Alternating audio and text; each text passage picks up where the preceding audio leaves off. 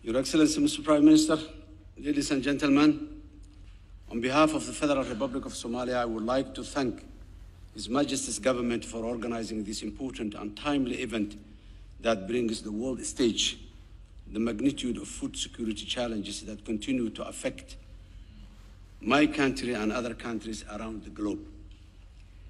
The persistence of food insecurity is due to a variety of factors, including climate shocks, heavy reliance on increasingly expensive food imports, global disruption of supply chain, and weak infrastructure. In Somalia, we are ambitious in our goals and we are developing sound policy solutions across the multifaceted areas, beginning with peace and security.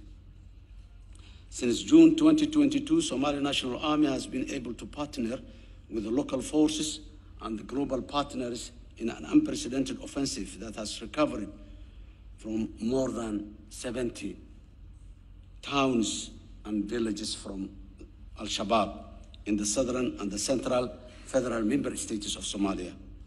These newly recovered areas are home to some of the richest farming lands in the country. The Somali government has started a stabilization program after the liberation, which has two important aims. One is to stabilize the situation and provide services to the people who has been lacking those services for more than a decade now. And the second is making the transition program as a bridge that moves the Somali people from the humanitarian situation into a development situation. Two is the climate adaptive technology and infrastructure. According to a recent study by the African Development Bank, Somalia has the highest resource potential of any African nation for onshore wind power and could generate between 30 to 45,000 megawatts of wind power. We also have 300 days of sunshine annually. So the solar power is another major opportunity in Somalia. With sufficient financing, we can invest in climate-resilient infrastructure in critical sectors such as the renewable energy, water catchment systems, regenerative agricultural practices, and feeder roads within the agricultural land. Number three, the financial inclusion.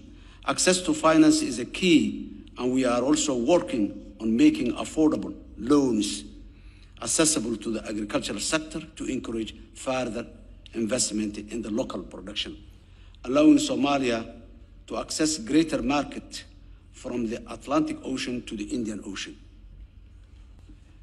In conclusion, to mitigate the potential for a famine in Somalia, the international community, especially the United States, the United Kingdom, the European Union, and many more partners, among which is the United Arab Emirates, have provided a huge amount of resources to avert the famine in Somalia. As rightly His Excellency, the Prime Minister said, Somalia was on the brink of famine when we came to the office last year, and with these supports and the organization my government did, we are positive. However, given the current climate changes, we know that without similar levels of investments that can keep agro-pastoral communities intact, health, and able to sustain themselves economically, we will continue to witness food insecurity and human suffering that entails for generations. The larger scale investment in energy system and transport infrastructure will require funds for multilateral and bilateral financing institutions, and Somalia has developed the necessary institutions to work with and the necessary legislations and acts to help. However, at the current rates, African countries pay more than 5 times the interest rates than many other parts of the world. Handouts did not help and will not help in the future. Did not help in the past and will not help in the future.